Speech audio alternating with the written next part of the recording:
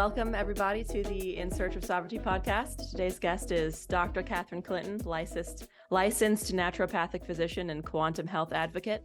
Thanks so much for coming on the podcast. Do you prefer Catherine or Dr. Clinton? Catherine works perfectly. Catherine. Okay, perfect. Thank you so much for coming on the show. I'm really excited to talk to you today.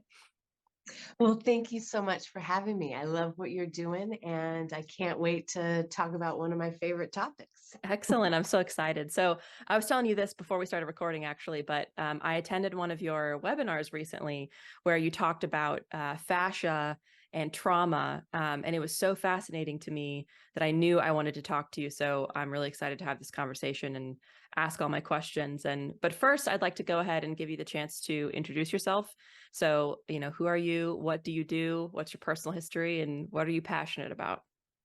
Yeah, absolutely. So, I'm Catherine Clinton, and I'm a licensed naturopathic physician here in Oregon. And that's sort of where my story begins. I worked almost a decade with a licensed direct entry midwife. She was an indigenous midwife from Mexico, and she was utilizing a lot of quantum healing modalities, although the terminology was much different, right? And I think it was maybe like the second birth I went to with her, I realized, well, this is not for me. I need to hang the close sign up. Those midwives are just incredible with the Yeah. amount of devotion they give their clients.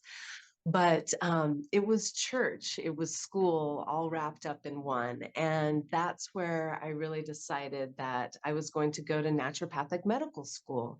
And that was an experience. I was in my second year of naturopathic medical school, and it was sort of that initiation phase that happens. And, got to be here at 7 a.m. And if you sign the roster late, then you flunk and you got to start over the next year, just long clinic hours, really putting the pressure on to see if we could stand up to the pressure kind of thing. Right. And I just didn't have the foundation. I was diagnosed my second year with ulcerative colitis, which is a autoimmune condition that affects the GI tract. I was diagnosed with Hashimoto thyroiditis, which is another autoimmune condition that affects the thyroid gland, Lyme disease. It was just sort of like the one domino effect that takes down more and more dominoes. Right. And I was in the perfect spot. I was in this naturopathic medical school. I was right down the hill from a very progressive, open, allopathic medical school. I was across the river from acupuncture school. So I had so many tools at my disposal that I could use. And I did, to kind of put those physical pieces back together.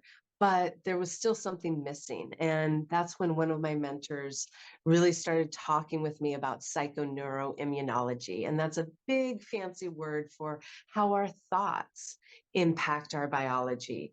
And at the time, I was looking at mitochondrial function, and it just sort of blew the doors wide open on quantum biology. And I just haven't left the room yet because it's such an incredibly fascinating emerging field that really opens up a new perspective, a new paradigm in medicine and science. So that's how I got to where I am, and here I be. Yeah, that's quite the jumping off point. So would you say that it was your own kind of like personal health journey with a lot of the autoimmune disorders that you mentioned that really served as kind of the impetus behind you diving down that rabbit hole of quantum health was like self-healing?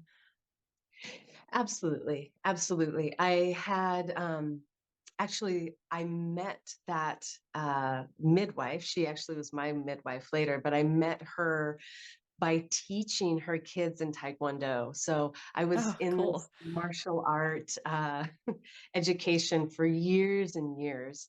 And I became competitive, and went to nationals and internationals. And in that training, I learned the power of the mind. But, we get so tunnel visioned that in my mind, it was like, well, yes, I can break bricks with my hands because of my mind, but that has nothing to do with my health. And so when the mentor I was speaking about, her name's Dr. Satya Ambrose, and she's incredible. And she was the one that really kind of kept pushing me to look at how my thoughts were impacting my health and my biology. And I was sort of resistant at first, just like, nope, I want a different supplement, please. Right. Try a different acupuncture treatment. But she was right on, of course. And so I had witnessed the profound ability of the mind to shape our reality, right? I have like one of the smallest wrists I know of. It's not, I don't have these big hulking arms or wrists or bones, but I can break 3 concrete blocks in one go with my teeny Wow. wrist Yeah. because because of my mind. It's really wasn't physical at all. Um, and and the same principles apply to my thinking processes and how I was reacting to the stress of school, how I was reacting to the stress of relationships, and how I was reacting to the stress of having a chronic disease or a chronic disease diagnosis, because that can be really heavy. And Right. so that was really the jumping off point where I realized, well, what we learned in school is that everything is this chemical mechanical model. So Right. each one of our cells every second is completing over 100,000 reactions per cell per second. And we have trillions of cells. So the explanation of these random occurring events, and that's what we learned in school, is that there are these keys floating around, biological keys, and they are randomly colliding with things, bumping into things until they find their biological receptor. And the key goes in the receptor, unlocks, and there's biological action. It's random and chaotic, and we're just at the mercy of these random events. Right. And quantum biology really offers a different explanation where it is not random. It is coming from the sea of quantum interactions. And so that is really what has been fascinating to me and has kept me so excited about quantum biology, is because it does offer this more interconnected view of health and life, really. So I find it fascinating. Yeah, same here. The more that I have dived into it, the more it seems that it is, which makes sense, seems that it really touches and encompasses every single process in the body. That it is, I think that's really one of the fallacies of the modern, more like allopathic view of medicine, is subdividing the body into these separate different systems and treating them separately as if they don't all communicate with each other in a way that is like functional and whole, right? Which obviously is the basis for functional medicine in general, just treating the whole patient. But, really getting into that quantum level of everything happening in your actual cells. I mean, like you said, there are trillions of reactions happening all the time across your entire body, and all those things are happening in concert with each other. And so it makes complete sense that you would want to treat it as an entire organism that's made up of billions of smaller organisms that each have, their health to pay attention to. That's one of the questions that I was going to ask about actually in this conversation, was to kind of give an explanation of what mitochondria actually is, right? Because I mean, for people listening and members of my generation, we kind of grew up with this definition that mitochondria is the powerhouse of the cell. And then as a follow-up, it also produces ATP. And that's pretty much all we were ever taught about it. So, I assume it's much more than that. So what really is our mitochondria, and what does it actually do? And how does that factor into our overall health? Absolutely. Great question. And yeah, that's what we learned is that the mitochondria are the powerhouse of the cell. And that's true. They make ATP and they are vital for our energy. But there's so much more. I mean, in school, I didn't learn that mitochondria can share electrons, they can hook up, they can actually, we learned that mitochondria are inside of a cell only, right? We now know that mitochondria are extracellular as well. They can Mm. create chains where they are actually donating electricity, electrons, and even their own cells. They are offering up mitochondria to other tissues, to other cells that don't have enough energy supply, that don't have enough mitochondria. And so what we start to see is this collective action of a mitochondria to be able to communicate and to pick up on these signals that are happening at a very small, like on the nanoscale size of what's happening in our biology. So, you know, we talk about reactive oxidative species in the body, ROSs, and what, you know, mainstream medicine is looking at ROSs as predictors or initiators of oxidative damage. And that's true in some cases. But what we are not fully appreciating is that there's a language happening with those reactive oxidative species, reactive nitrogen species, where they're serving as a signal for the rest of the body.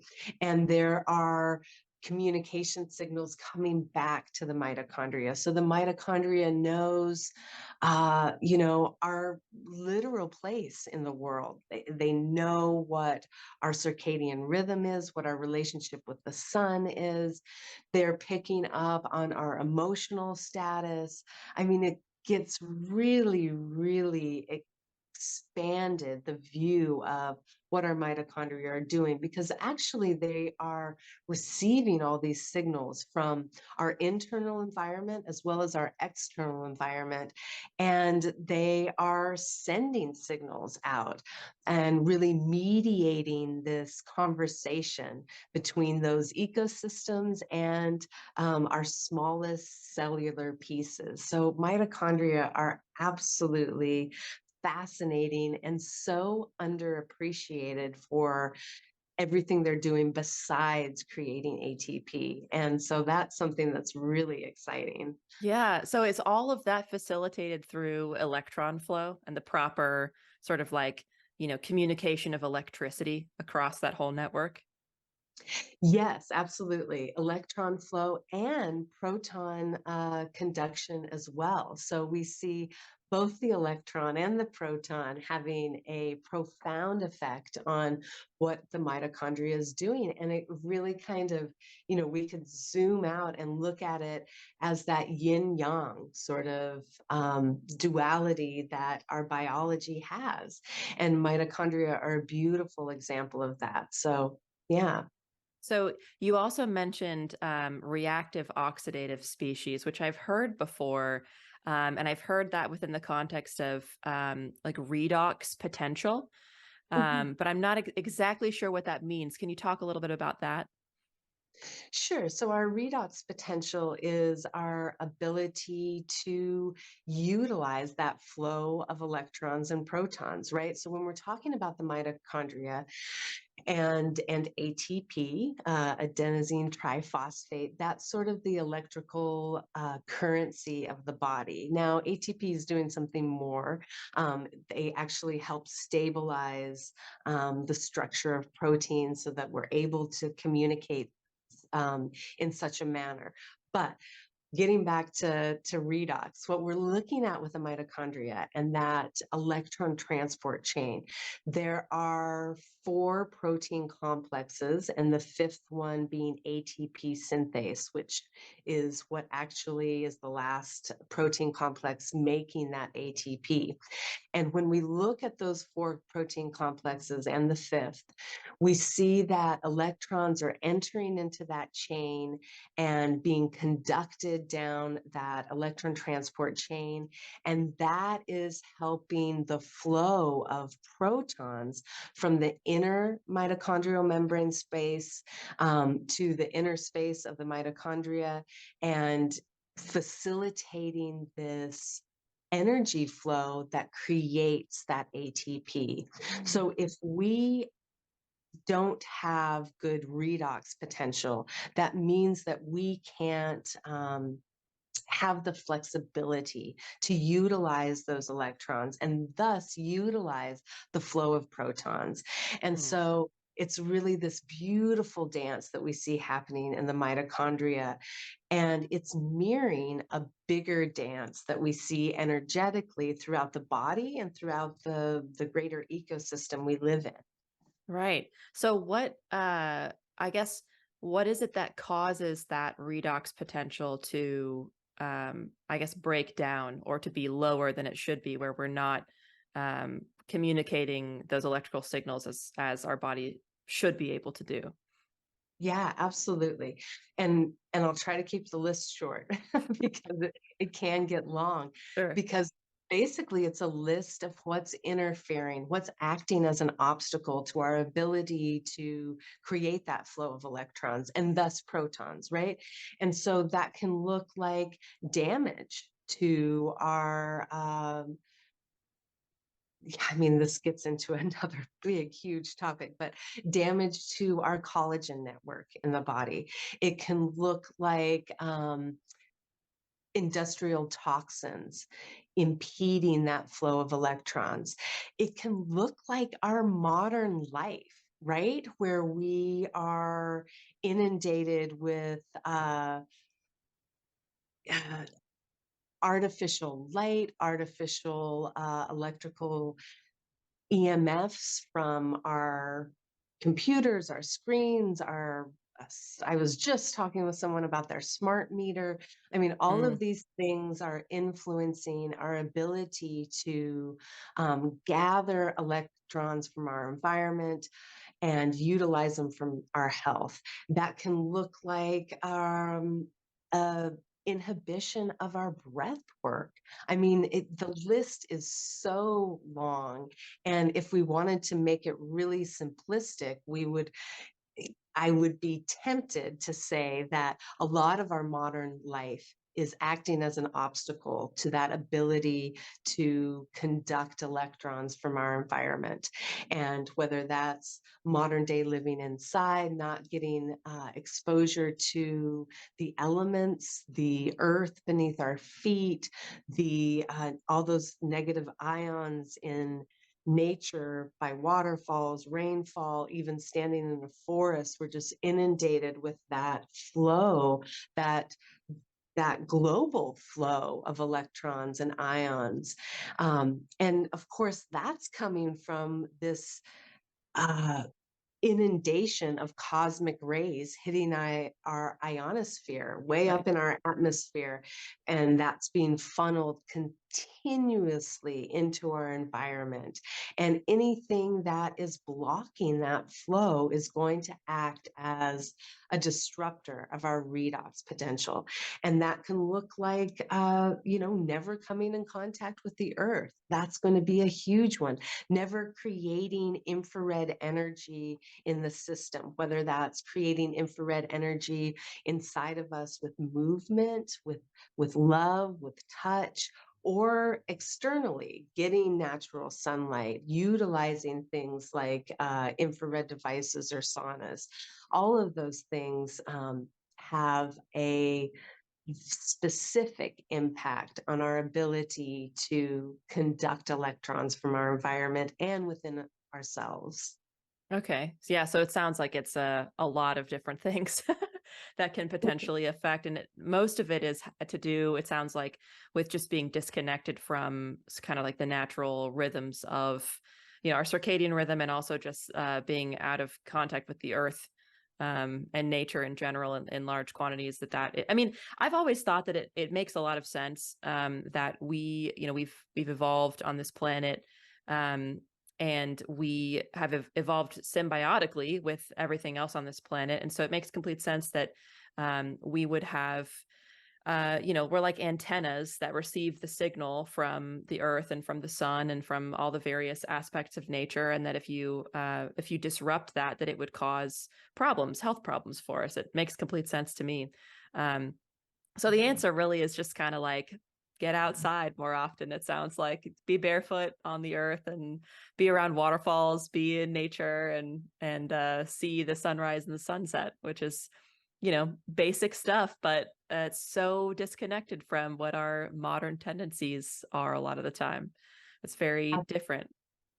Absolutely. Absolutely, Natalie. And it's, when I talk about this stuff, I think that one of the first places we go is to sort of this healthcare list. I talk to a lot of people and they're like, okay, well, I'll go outside and I will see the sunrise and I'll put my feet on the ground and I'll do a little bit of movement and then I will have my health in order and I will check that and I will go inside and forget about that. Right. And what I really like to encourage people to understand is that it's a relationship. It's not taking a supplement and you're done. It's a living relationship. It's a mirror that we can really appreciate the incredible life force that is woven throughout our environment and our ecosystems in our body as well.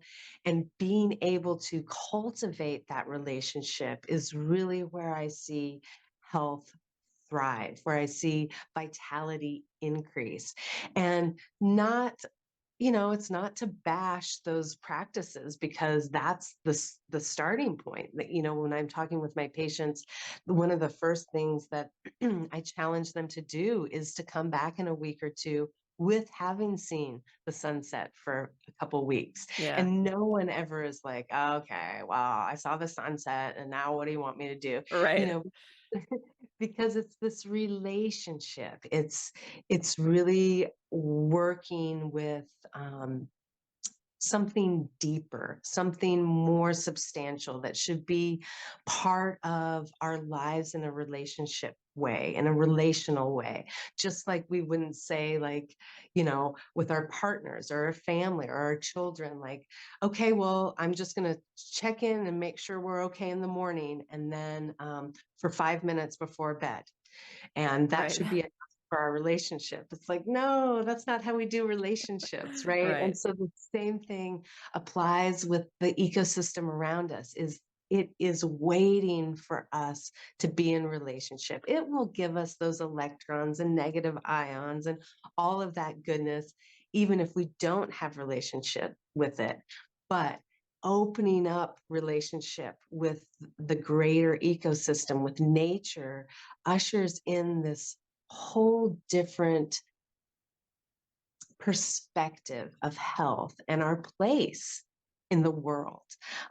So I really get excited about talking about that too, because I think we're so used to creating this checklist like, okay, I've done all of this before 7 a.m. and now I'm going to go live my life. And it's like, well, please let that be your life too, Right. because if not, we're just like running up against these obstacles at all Yeah. times. Right. Um, And yeah. that creates friction internally as well, as far as like the internal environment of like trying to remember these checklists of things to do adds another stressor.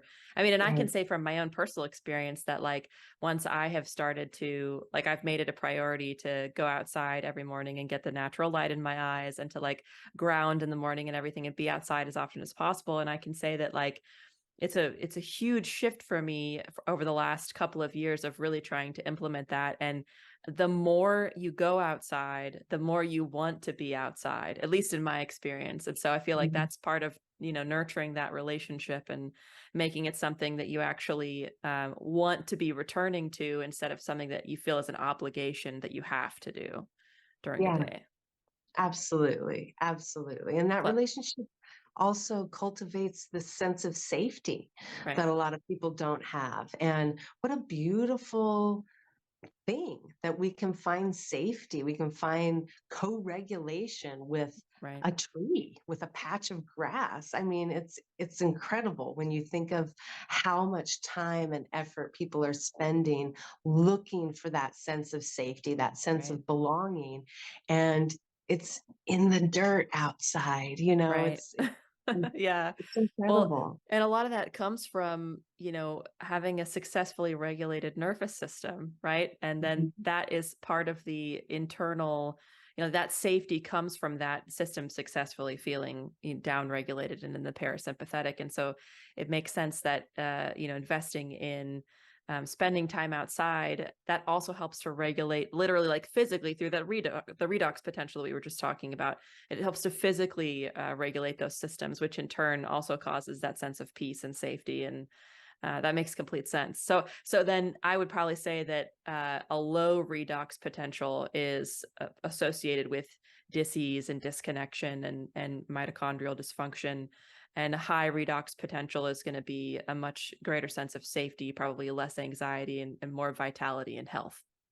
Absolutely, absolutely. And Dr. Wallace has done amazing research with just that, just that ability of the mitochondria to have a voltage potential. And when that decreases, it's associated with disease, Right. just simply put. And so, yeah, that is something that is really underappreciated, almost completely Yeah. in modern medicine. I mean, I've Yeah. I've also read that cancer cells are positively charged, right, versus being negatively charged, and how when the body becomes more, it's like a buildup of static electricity almost, and not being able to discharge that through, free electrons and the negative ions and everything. That's kind of what causes that buildup of the wrong type of electrical signal in your body. Is that safe to say? Yeah, and when we're talking about cancer cells, there's so many things that are happening there that are messing up that ability to be a part of that collective energy flow. They are more rigid. The tissues aren't as the cellular membranes and tissues, cytoskeleton are more rigid. They aren't as flexible to all of the different things we see help create that electrical flow, right? The water on the outside is less structured. The water on the inside is more like bulk water. You Hmm. know, kind of every little spot we look at when we're looking at cancerous cells shows us that they're not acting in this collective flow of energy, and that is creating that cancerous growth. Right, right. That is a perfect segue into one of my other questions, which was to talk about structured water. So I've heard it called the fourth phase of water. And in the Mhm. webinar that I listened to of yours, I heard you make the distinction between structured water within the body versus structured water that we consume, that we drink. And so, what is structured water in the body? How is it created? How is it maintained? How do we go about facilitating that process? Absolutely. So the idea of a different phase of water has been around for a while, right? Um, Gilbert Ling brought up the idea of two states of water.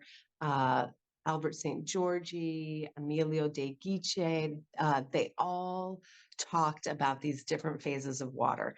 And it wasn't until the early 2000s that Gerald Pollack and his team out of the University of Washington uh, really identified this fourth phase of water. He termed it easy water, exclusion zone water, structured water, ordered water, cell bound water. There's lots of different names for it. But what's happening is we think of water as H2O, right?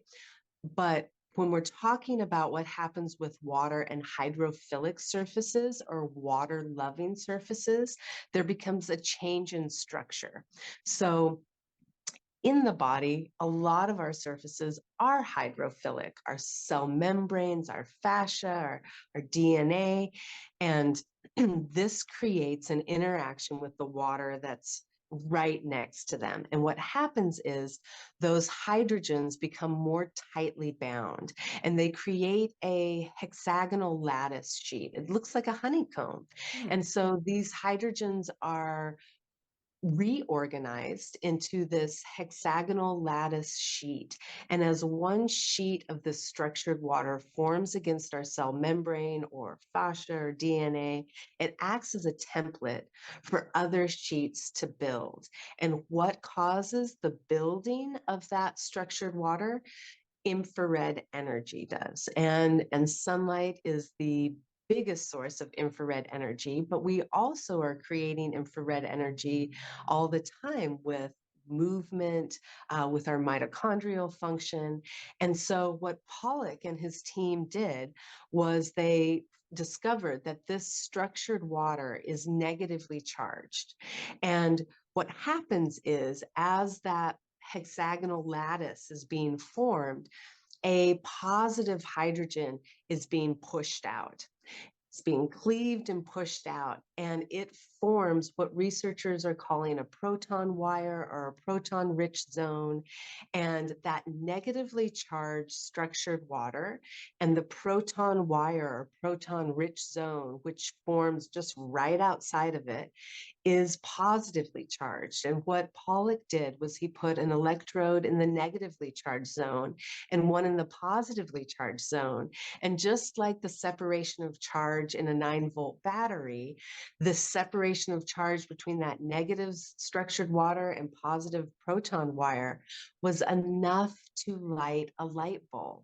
Wow. Um, yeah, isn't that absolutely incredible? So Yeah.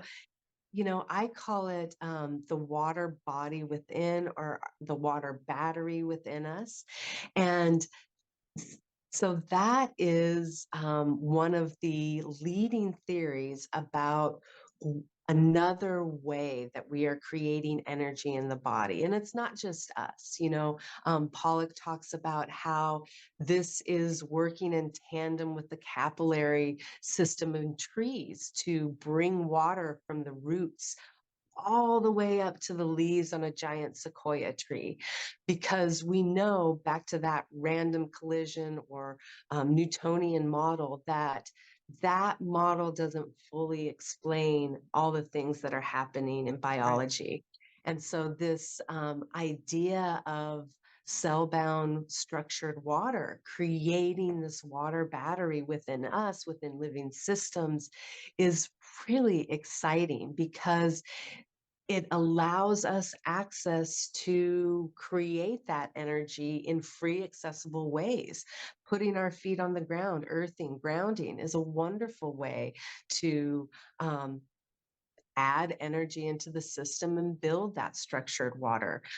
Infrared energy from the sun, from saunas, from movement, all of these things theoretically build that structured water zone within us, and that battery, that separation of charge, and that ability to initiate biological action from that separation of energy. It's just Right. absolutely fascinating and not what we learned in school. So, No, yeah, not at all. I mean, I think I feel like I read somewhere that there's not like under the conventional model of explanation, which is I think is the Newtonian model, that there's not enough energy production to account for all of the operations that our body does. That there's not, without these extra these other methods of explanation, that there's literally not enough energy to support all the different processes that we have going on internally. And so discovering things like this really adds to that more quantum model that is, providing a different explanation of supportive structures that are helping with a lot of these, reactions and things. Another question that came up in my mind, I heard on the Andrew Huberman podcast recently, Huberman Lab. He was talking about the idea of aquaporin structures, I think is what they were called, which is where, I might be explaining this correctly, correct me if I'm wrong, but where the idea is that because our cells have a layer of lipids on the outside of them, that we have to, which is hydrophobic, right? That we have to create, that our bodies have to create a hydrophilic process for ferrying water throughout the body. And that is, we've created these aquaporin structures, which are basically like little straws that reach through the cells. And I believe he talked about how that's how it works in trees. And the fact that you mentioned that just then kind of like, triggered remembering that conversation. But is that part of the whole the easy water, like structured water? Is that facilitating that movement through these other like cellular structures, basically? Yes, and I would say that there's um, really compelling evidence and research out there that those pores are being lined with structured water and Mm, creating the medium in which proton jump conduction happens. And so it gets really fascinating when we start to tease it all apart, because it just becomes this beautiful flow of electrons and protons and what that means for our biology. So absolutely, I can't wait to see more and more research around this to mm-hmm. really complete the picture. But the picture now looks like that, like it is that structured crystalline water that facilitates that flow of protons through those pores, whether we're talking about a specific aquaporin, or we're talking about those protein complexes in the electron transport chain in the mitochondria. It's fascinating. Yeah, it is. So it sounds like, a lot of, which this makes complete sense, that a lot of problems are introduced when the communication breaks down between whether you're talking about from cell to cell, or I guess from mitochondria to mitochondria, or even from one body part to another at a really macro level, that it's really the electrical communication between all these different systems that when anything interferes with that and stops that process, that's when you're going to start to see health issues arise. Yeah, and I would say the reverse seems to be true as well, right? Like if we can add electricity in to the system, then it works better and more efficiently. I think it, it was either in the last few months or the beginning of the year that researchers have looked at adding electricity fields to wound healing, and that was able to increase wound healing 3 or 4 times the regular rate. And when we look at it from this um, perspective, of course that makes sense, because you're just feeding energy into the system for that cell regeneration. And how exciting is that? And that is something, again, that's not new. I mean, Robert Becker, James Oshman, they talked and have been talking about this for decades. And finally, we have medicine that's being utilized for better treatments, for better wound healing. And it's not being sort of shunted to the sort of woo woo section of Right. health. Right. And I'm really excited about that, because I think that this needs to be utilized on a more mainstream level. There's so many people out there who are sick, who are desperately seeking answers. And, when we look globally, just do not have the funds to participate in high tech, uh, really expensive healing. Right. They need access to things that they can utilize in their environment. So I see each one of these as sort of steps to a new paradigm in health. Right.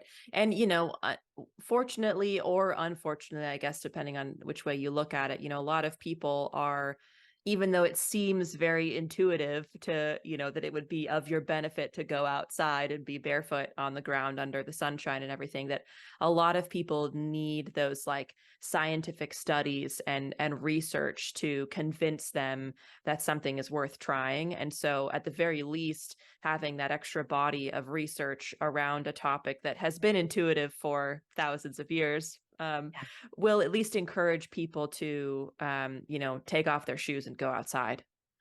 Yeah, absolutely. Absolutely. And I love how full circle it is because there's so much beneficial healing modalities out there that have been sidelined, that have been sort of ignored and diminished because we can't see how they're working underneath a microscope. Right. And now we're at a point where the most modern of science is validating some of those ancient indigenous modalities.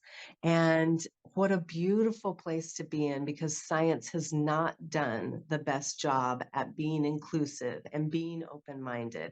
And Right. so to be bringing some of this cutting edge science just full circle back to what was known for millennia is really exciting for me, because that has uh,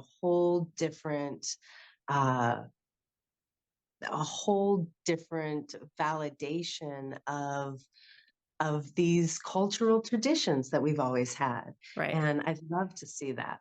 And if we start admitting that there are, that there's some real wisdom to a lot of these old cultural traditions, it also, I think, opens the door to remember other elements of wisdom from traditional cultures too. So I think that that's Exactly. another beautiful sort of side effect of that.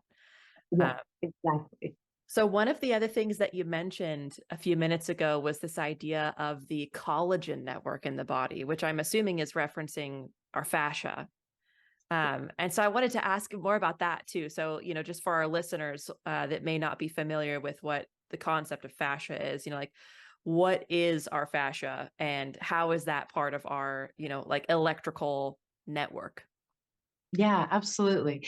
And that's a great question. And it's really sort of expanding as we speak, right? So, fascia is a connective tissue that is wrapping all of our structures in the body, whether that's a vessel, an organ like the heart, a muscle fiber, a nerve fiber. And many researchers have expanded this definition to just connective tissue in general. And when we expand it to that definition, that includes every cell in the body, so that you have this um, collagen, connective tissue connecting everything. There are even some researchers out there that are pushing to include blood and lymph um, as fascia as well. So, it's kind of ever expanding and controversial. Some are saying, no, we want it this way. But when we look at fascia, it's mostly connective tissue, which is mostly collagen. And we're pretty well versed in that double helix DNA. We can kind of picture that. But collagen makes a triple helix. It's a tropocollagen fiber, and it creates a nanotubule. So we're talking very small, right? Back Mm-hmm. again on that quantum level, that nano size. And these tropocollagen tubules act as a um, communication network that spans throughout the body. And this network is liquid crystalline in nature. So it is responsive to frequency information. It is responsive to pressure and movement. When it is pressured, deformed, moved, it's piezoelectric. So it creates an electrical charge. Um, Talking about ways to increase that electron flow, that's a beautiful one, right? Just movement creates that piezoelectric capacity of our fascia and collagen to create an electrical charge on the surface. And that's something that we see like in quartz crystals, Mm-hmm. right? But our collagen is obviously not a hard quartz crystal. It's something that we're calling liquid crystalline in nature.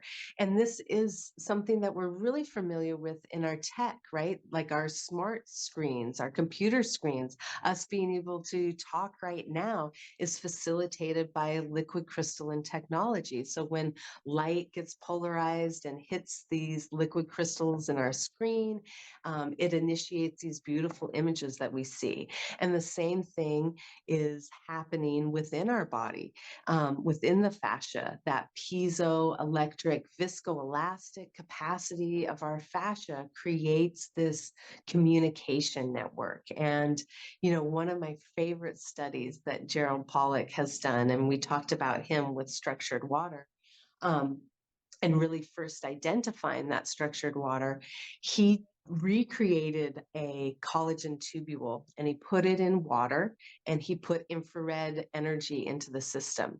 And what he saw quite immediately was that not only did the structured water form on the outside of the tubule, it formed on the inside of the tubule. And when that happened, it helped facilitate the flow of protons and water through that tubule.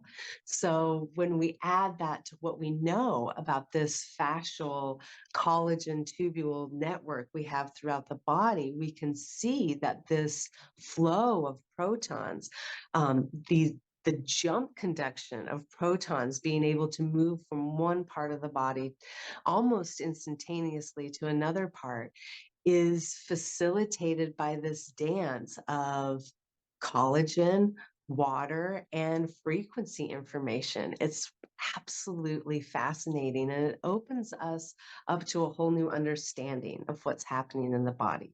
Right. So that really gives a lot of credence to the ancient wisdom of yoga practice because of how important it is for your fascia and your soft tissue. Yeah, absolutely. Acupuncture, the needles deforming the fascia, same thing, creating Oh. that piezoelectric charge by inserting. And if you or your listeners have ever had acupuncture, you know that they insert the needles and then they kind of um, twist them, right? They Hmm. are actually trying to well, I don't know if they're trying to, but they are actually creating a deformation of the fascia, which creates an electrical charge. So, yeah, yoga, again, all of that ancient wisdom showing up in the most modern science experiments. I'm here for it. I love Yeah, it. me too. I love finding, I feel like it's the kind of the, I don't know if it's the goal or the objective, but in our industrialized era where we have science for everything, that there's kind of an obligation, I feel like, that's felt to explain a lot of traditionally held beliefs and even spiritual practices with a scientific and physical explanation for it, right? And it's like we just keep finding ways to reiterate things we already knew, basically, except with more evidence, I guess, behind it. And it's really fascinating how it's kind of the same lessons and the same concepts that continue to be taught and rediscovered over and over again. Yeah, absolutely. Absolutely. Reminding us of our true nature and potential. Right. So with the collagen structure, is it the structure of the collagen or the fascia itself, or is it the structure of the water or some combination of both that facilitates that electrical communication channel? Yeah, I think it's the structure of both, right? So that collagen is hydrophilic. It is creating that structured water. And those tropocollagen nanotubules are creating the ideal environment for that flow of protons, for that flow of water and quantum particles. So it's really this beautiful dance between the two of them, that we don't find in every structure in the body. Collagen is really sort of specially primed to be able to not only form that structured water on the inside and the outside of the tubules, but have a mechanism inside of it, inherent to it, that creates an electrical charge that can further structure water and information flow. So it's a beautiful partnership of the two that allows for that. Right. And we don't have uh, collagen throughout our bodies, right? Or is it more, we have fascia that are in like the soft tissues of our joints and things like that, but not necessarily all throughout our, internal organs, and a lot of the internal structures? Or is that incorrect? Is the fascia sort of everywhere? The fascia is sort of everywhere, what you just described is like the traditional way of speaking about fascia. You have like a superficial layer in the skin, a more deep layer, the visceral layer covering those internal organs. But when you start to look at collagen and the network of fascial collagen, you see that it's not just on the outside of those things, it's innervating and running through them as well. So those collagen inserts happen in every cell in that tubulin cytoskeleton. So it's really, Hmm. when you look at it that way, it's impacting and ranging from every structure in our body. Right. Uh, yeah, creating this massive web of interconnection. Yeah. It's beautiful. It's like a Mhm. highway of communication all throughout the body. Yeah, Um, absolutely. and so that's stimulated through pressure on those soft tissues, like you mentioned, through Mhm. acupuncture, and I would imagine things like massage Yeah. also probably stimulates that, and that facilitates the production of more energy to sort of shuttle around the body. Yep, it facilitates that. It facilitates the production of hyaluronic acid, which Hmm. actually, if we looked at a molecule, it has a full hydration shell, fully immersed or covered in that structured water we're talking about. So not only do you have that piezoelectric ability to create charge, but you have the ability to produce hyaluronic acid, which is literally bringing structured water into the system where that pressure is. So, I mean, it's how brilliant is that? It's Yeah, absolutely intelligent. it all works exactly the way that it's supposed to work if it's receiving all of the inputs and everything that it needs. I've only ever heard of hyaluronic acid as being used as like a skincare supplement, for putting it as like, face lotion or something like that. But I guess that's probably as a result of recognizing the need of the internal production of that and trying to supplement that externally through a process that, where it should really be created internally, it sounds like, or it's possible to create it internally. Absolutely, absolutely. And that hyaluronic acid, those serums for our faces are trying to bring hydration to get rid of those wrinkles, right? Right. Cosmetically, that's the thing. And so what we're talking about is not that, which is great, but we're talking about inside what that looks like Right. and how acupuncture and massage and these manual therapies can actually drive um, structured water into that area, which is really profound because dehydrated fascia doesn't work the same as hydrated fascia. We want hydrated fascia, not only for everything we've been talking about with structured water and the flow through those tropocollagen tubules, but just in the actual mechanical gliding of those fascia sheets against each other. If they become dried and adhered, they just mechanically can't do what they need to do. And mechanically, when those sheets of fascia are rubbing against each other, they create sound. They Hmm. create energy in and of that itself. So if we are dehydrated in our fascia, we aren't getting all of those inputs that we were just talking about how important that communication system is. And if that part of the communication system is locked down because of being dehydrated, then we're going to have effects from that, biological effects from that. Yeah, I could definitely see that. And that hydration that you're referring to is the electrical charge versus like the actual, well, I guess it is the water content truly as well of the cellular structure too, because it's that structured water. So it's Yeah. hydration in that sense. But as far as like keeping those cells hydrated, that goes back to making sure that redox potential is high and that, you're getting plenty of electrical charge throughout your body, right?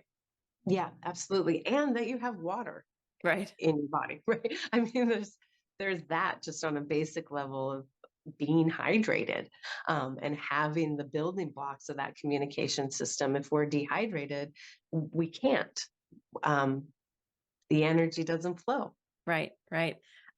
So you said that our fascia actually resonates at a specific pitch, like it creates a sound. Can we measure that sound and that frequency that it's resonating at? Absolutely. We use myography to do that. And this is something that we're not utilizing in many different circumstances. Like you and I might be thinking of how we could utilize that. But in mainstream medicine, it's being utilized to like fine tune prosthetic wear, and to diagnose muscular disorders and disease, on that sound, and whether those sounds are tuned into a healthy fascial glide and Oh, yeah. shear, or not. And from some of the work, like with John Stewart Reed, we know that sound creates infrared energy. So we're just like, we're going in circles here Yeah. with the, yeah, it's Full circle. Man, that's so interesting how everything, like it all works so intelligently and communicates so well. It like each part produces all of the things that the next part needs, which produces everything that the next part needs. And it's just this really beautiful cycle. That's so fascinating. That I mean, I have heard of like the different organs sort of like vibrating at different frequencies or having different sort of electrical signals, and how there's kind of a you can measure the health of that organ or body part based off of its electrical output. But that makes sense that they would use it for like prosthetics, like you mentioned, and for testing for muscular disorders. That makes a lot of sense, and that sort of begs another question of when that fascial glide or shear, as you called it, is not hydrated properly. Does that create inflammation? Because I'm thinking like friction. yeah, yeah, absolutely. That dehydrated fascia is something that a lot of body workers would call, adhesions, Mm, or um, and that is absolutely causing a block in that system and causing more inflammation to build up. Absolutely, yeah. hmm. That makes a lot of sense. So the takeaway is do yoga outside, preferably directly on the ground, and get massages. I feel like that's a good way Yeah, to justify getting a massage. I need to absolutely. I need to release my fascial adhesions. Uh, so use that Absolutely. to justify paying for a massage. Absolutely. And you mentioned yoga and Ayurvedic medicine. They have a rich and wonderful tradition of self-massage. Mm. So, you know, not everything, although sign me up for all the massages, but Yeah, but when that isn't available, we can find those adhesions within ourselves and work to release those as well. So I don't want anyone listening to feel like, oh shoot, that right. $200 massage or something just is out of my. I'll just have Yeah, to wait here and with all my little adhesions. No, you can work on those with self massage. Yeah. yeah. And or just asking a friend or your partner to give you a massage, and that's a great way to facilitate that same kind of outcome. And also those relationships with nature and everything, it's kind of just like participating in the cycle. So Absolutely, absolutely. That beautiful cycle of life. Yeah. mhm, of connection, communication at the macro level and the micro level. Yeah, that we so easily forget about. And that's really the dance of life. And the more we can remember and be present in it, the more that awe and Right. that intelligence is able to just wow us. Hmm. And we get to see the beauty in all of those little mundane things that we go through life just passing by. Yeah. So it's another just beautiful way to add that perspective of gratitude and awe in our Right. everyday life. Right. Which you had mentioned at the beginning that you specialize in the psychoimmunotherapy. That's what it was, right? That's the term. Psychoneuroimmunology, Psycho, yeah. man, I knew I missed a part of it. Psycho neuroimmunotherapy, was that what it was? It's Close. It's such a close. busy, it's good, yeah. The Psychoneuroimmunology, but yeah, psychoneuroimmunology. So, is that just sort of the general idea that your thoughts and your mindset really affect the health of your body?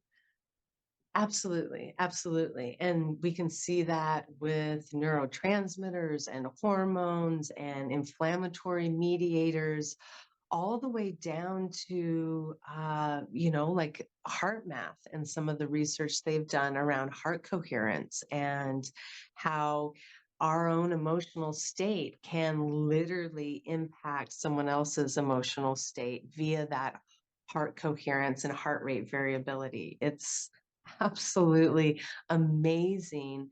Once we start seeing all those connections, there's no end to it. It just Right. goes out and out and out, or in and in and in. Yeah. It's just beautiful. That's kind of the concept of that toroidal field around us, right? And Mhm. which I really think is probably where the idea of an aura comes from. Is that's your heart's like magnetic field, and how coherent or incoherent it is going to, kind of contribute to the idea of what type of aura you have. Mhm. Yep, absolutely, absolutely. It's so fascinating to look at all the connections and how they mirror some of this knowledge that we've always had. Yeah. I've really been interested in a lot of the work that Joe Dispenza does on, the mindset meditations, and how that has really helped him to help a lot of people physically heal themselves from a lot of various conditions and maladies through like heart coherence, like you mentioned, which is you said the Heart Math Institute is the Yeah, what you yeah. referenced before. Yeah, so if anybody wants to check out a heart coherence exercise, there's tons of them on YouTube. I mean, we could take a minute and do one here ourselves. They are fast, and once you start practicing them, um, you can do them in situations that you are needing that coherence right then, right? Like Mm. a disagreement with a boss or a coworker or a partner or something immediate where you can't say, oh, okay, I have to go watch a YouTube thing for a second. You can Yeah. kind of utilize that practice just right then and there. And it's beautiful. Yeah, we should do one. I'd love for my listeners to know what that Okay. looks like. Okay, let's do that. So this is going to take like 2 minutes, and it's will change our heart rate variability and our heart coherence. So Heart Math Institute is the one that has done extensive research on our heart rate variability and how that leads to heart coherence. And so heart rate variability is something that's pretty mainstream. Olympic athletes use it, NFL, football players, and it is not it's the measure of the variability in our heart rate. So a lot of us think like we have a heart rate, and the only thing that's going to make it increase or decrease is activity. So I can make it go faster if I run up the stairs, or I can make it go slower if I lay down. But heart rate variability is actually measuring the variance in that heart rate, because our heart is inundated and innervated by messages from our nervous system. And if our parasympathetic nervous system, that rest, digest, you're safe part of the nervous system, is dominant at that second, then the heart rate slows.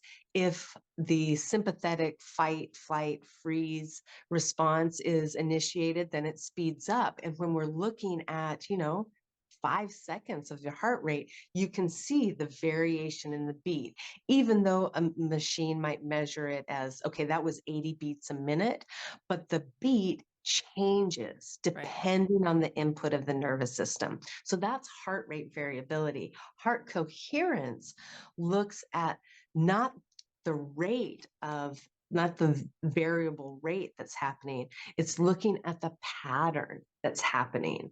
And that pattern has been correlated with different emotional states. And love and gratitude being the ones that have the most coherence. And when we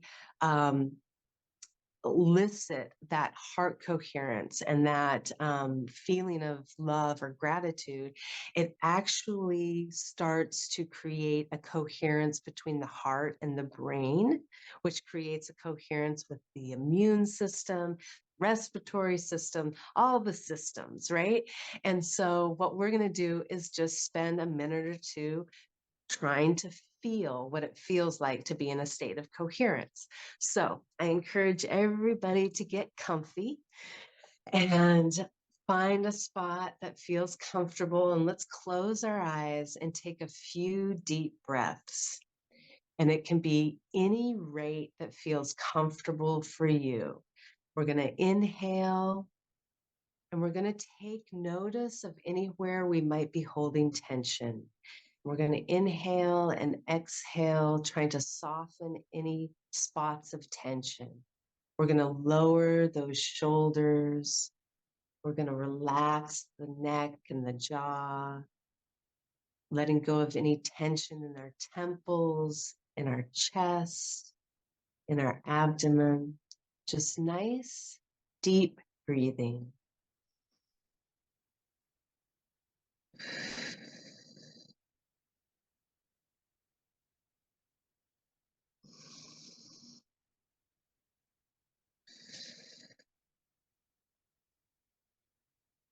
And now we're going to keep that relaxed state of breathing, and we're going to bring awareness to our heart.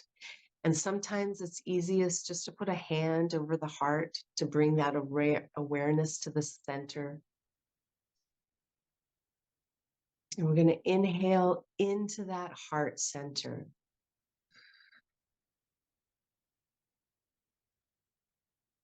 Feeling that breath fill that heart center, and exhale.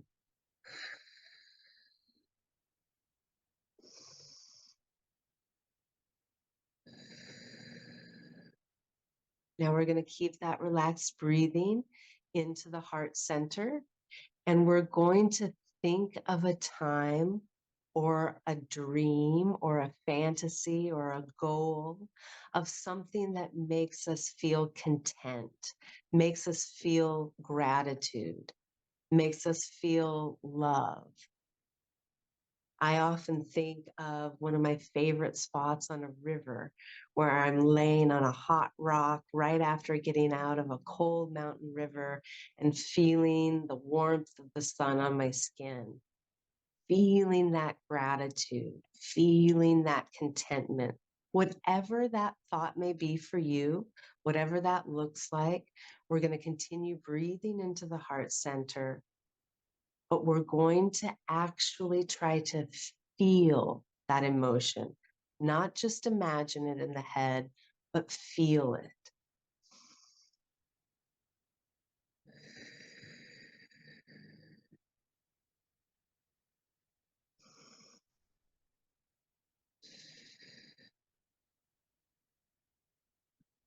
And let's take that feeling of love and gratitude and let it radiate out from that heart center.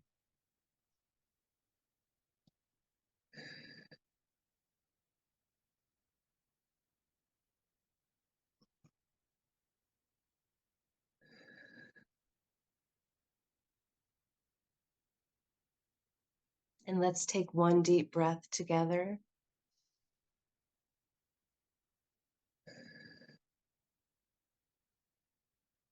And let's open our eyes and come back into our bodies.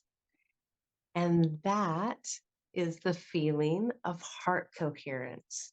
And now, from a scientific standpoint, our heart and our nervous system. We're innervating that frontal lobe so we can make calm, rational decisions. We've shifted not only our nervous system, but the coherence of the communication between those systems. So I don't know if you feel a difference, but every time I do that exercise, I feel completely different when I open my eyes. And that's that state of coherence, and that heart coherence. And that's something that we can do every day throughout our day to create more of that communication throughout our body. I love that. That was beautiful. Thank you for leading us through that. I Yeah. definitely feel a difference in my body, and I feel like it's the sensation of like dropping into your body whenever you're Mhm. switching that awareness to your heart. Because I think that, I mean, I remember when I was first sort of introduced to the idea of gratitude and love being kind of like a mechanism for achieving a state of well, what I now know to be heart coherence, right? But more of a state of peace and kind of just general like zen almost. But it's totally different to think about it versus to actually have yourself try to feel it in your body. Mhm. And it's that second step of feeling the actual feeling, which is totally disconnected from what's going on in your brain. You know, not you're not thinking it into existence, you're feeling it into existence, and I love that. Yeah. Well said. Yeah, you're feeling it into existence, and Yes. that feeling radiates throughout the body, and we know that it can impact those around us. So it's really this rippling effect of coherence, and doesn't get more beautiful than that. Yeah, no, I love that. I feel like, you know, anything that you can do to contribute to that, and like Joe Dispenza does these big meditation events where he has everyone drop into heart coherence together and these like, around the world. Like, I love that idea. And I just feel like, everybody listening to this, hopefully took part in that activity, but also just remembering to do it daily just to improve your life and everybody else's lives. Yeah. Um, so we're, coming up on time here. So I have a couple more questions that I wanted to ask you to wrap up. One of which is, obviously, as we've talked about during this conversation, we're clearly beings of electricity, and we obviously live in a modern world that has a lot of interfering non-native electrical signals around us all the time, which are, I feel like largely unavoidable for a lot of people. But so what would you say for some of the, you know, um, damaging things that we've discussed that are caused by those modern conditions? What are some tools that people can use and kind of like actionable takeaways that they can bring into their daily lives to help improve their quantum terrain and their general health? Absolutely. I think that you're right. A lot of that is unavoidable, and focusing on the unavoidable and the damage of the unavoidable can be kind of counterproductive, right? So we just know that that's a fact of our existence here in modern life. And on the flip side, we know that the Earth is a socket and we are a plug. So as often as we can facilitate that relationship, then we're negating the power of those artificial EMFs we have in our world.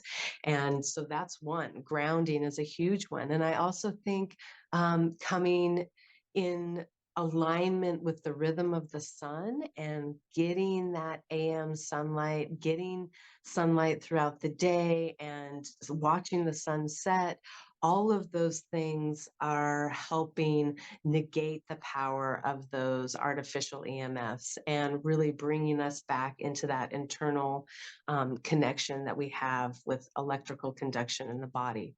And so I think those are, and heart coherence, right? So those are my three favorite things that are free and accessible. There are all kinds of tools out there that we can use to mitigate some of those things. I loved I wish that I had an electrical circuit for my bedroom that wasn't connected to my refrigerator, because I would just turn that baby off every night. But I unplug our routers and everything, all of those things go off at night. And a lot of times they stay unplugged for a long time until we need them, right? So there's this idea that we need to always have the router going and always have those things going, but we don't. We can plug them in when we need them and drastically reduce our exposure to those artificial EMFs. And there's all kinds of products out there. Grounding mats and shields and all of these things, but I love to really highlight the free accessible things to Right. do. And so those are some of my favorites right there.